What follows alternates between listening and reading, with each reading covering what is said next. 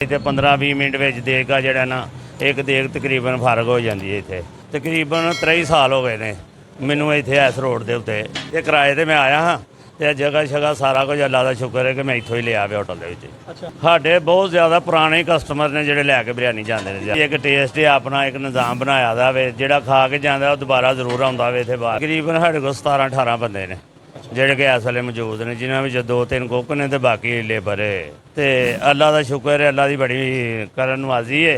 बिस्मिल्लाहिर्रहमानिर्रहीम। इंजीनियर मोहम्मद अहसन आज के साथ आप देखें बोलो पाकिस्तान नाज़रीन। आज हम शहर सियालकोट शहाबपुरा में मौजूद हैं और नेशनल बैंक के बिल्कुल साथ दी किंजा होटल है। इनका कहना यह है कि शहर सियालकोट में सबसे पुराना जो है चिकन पुलाव का काम ये हमारा है और अल्हम्दुलिल्लाह शहर सियालकोट में ये 15 से 20 मिनट के अंदर अंदर जो है वो देग सेल कर देते हैं। और जब इनके मालिक ने ये काम शुरू किया 23 साल पहले तो ये शॉप किराए पे ली। अब अल्हम्दुलिल्लाह ये शॉप भी अपनी ले ली है और 17 से 18 बंदे इनके पास जॉब कर रहे हैं और बड़ा अच्छा सेटअप रन कर रहे हैं। शहर सियालकोट को बड़ी अच्छी सर्विसेज दे रहे हैं। आज इनसे आपकी मुलाकात करवाते हैं। साढ़े सियालकोटों दूर दूर तक लोग गुजरातों सियालकोटों इतने जो खाना खा के जाते हैं ना बाद फिर देगां का भी आर्डर शार्डर देंगे ने ब्याह शादियों का भी देगां शेगां मंगवाते हैं वो क्योंकि साढ़े टेस्ट म्यार चेक करके जाते हैं तो फिर आर्डर सानू जो ना देगां का भी आता इतने 15-20 मिनट में देग का जड़ा ना एक देग तकरीबन फर्क हो जाती है। इतने गाहक आम रश 3-4 रूटीन ना चलदियां 15-20 मिनट के देग जी है ना फर्क हो जाती है। इतने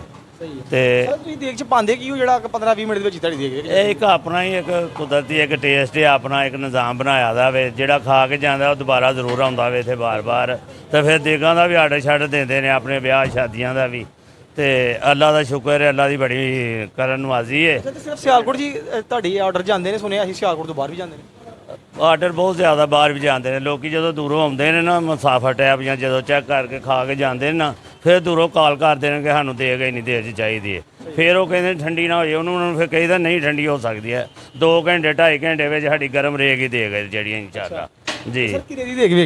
यह देग तकरीबन चिकन के हिसाब नाल रेट जाता वे तो चिकन जूं जूं थले उत्ते जाता फिर 11-12 हज़ार की भी 14 हज़ार की भी इस तरह फिर मुख्तलिफ रेट जोड़े ना इस्तेमाल होंदा वे। अच्छा सर ते इन्ना पुराना तुहाडा होटल है ते हले तक तुसीं इत्थे सर्वाइव करदे हो होटल ते 3-4 महीनों च बंद हो जांदे ने।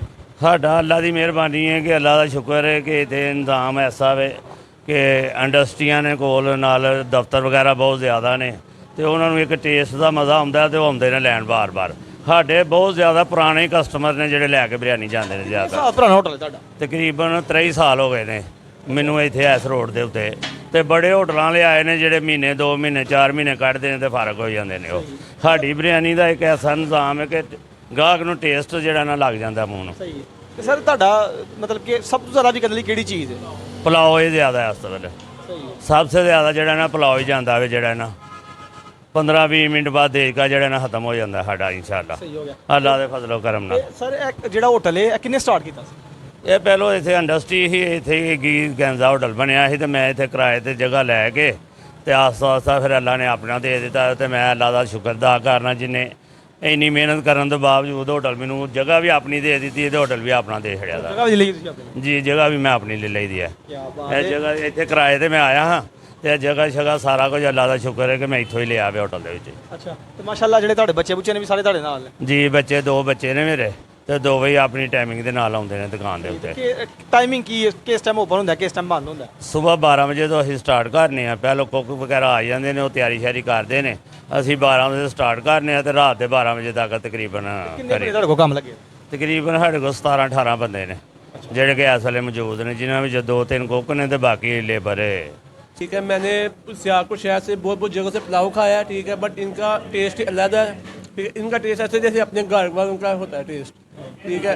और मैं काफ़ी देर से इनका मतलब ये टेस्ट खा रहा हूँ पुलाव खा रहा हूँ ठीक है और अभी भी और आज भी मैं इसी मौजूदा गंजा होटल में ये अभी भी पुलाव ही खा रहा हूँ। सियालकोट अगर कही है कि सियालकोट सब तो ज़्यादा पुलाव बेचने वाली दुकान तुहाडी है सब तो पुरानी सब तो पुरानी साडी है इस रोड के उत्ते भी सियालकोट शहर के विच भी साढ़े पुलाव चलता सार तो बहुत साढ़ा सियालकोट शहर के जी। साढ़े नाल जिहड़ा है वो आनर मौजूद सन दी किंजा होटल के तो वो दस रहे हैं कि शहर सियालकोट के विच सब तो पुराना चिकन पुलाव का काम साडा है तो अलहमदुलिल्लाह 23 साल हो गए ने काम करदे आ। जो यह दुकान च आए सन तो यह दुकान किराए ते सी ते अलहमदुलिल्लाह दुकान भी ले ली अल्लाह ताला का बड़ा करम है तो अच्छी चीज़ जो आवाम तुसीं खिलाओगे आवाम तुहानूं अच्छा रिस्पॉन्स करेगी। ਇਨਸ਼ਾ ਅੱਲਾਹ ਤਾਲਾ ਇਸ ਤਰ੍ਹਾਂ ਦੀ ਮਜ਼ੇ ਦੀ ਵੀਡੀਓਜ਼ ਤੁਹਾਨੂੰ ਬੋਲੋ ਪਾਕਿਸਤਾਨ ਦੇ ਮਿਲਦੀਆਂ ਰਹਿਣਗੀਆਂ। ਤੁਸੀਂ ਆਪਣਾ ਖਿਆਲ ਰੱਖੋ। ਇਸ ਚੈਨਲ ਦਾ ਵੀ ਫਿਰ ਮੁਲਾਕਾਤ ਹੋਏਗੀ। ਅੱਲਾਹ ਹਾਫਿਜ਼।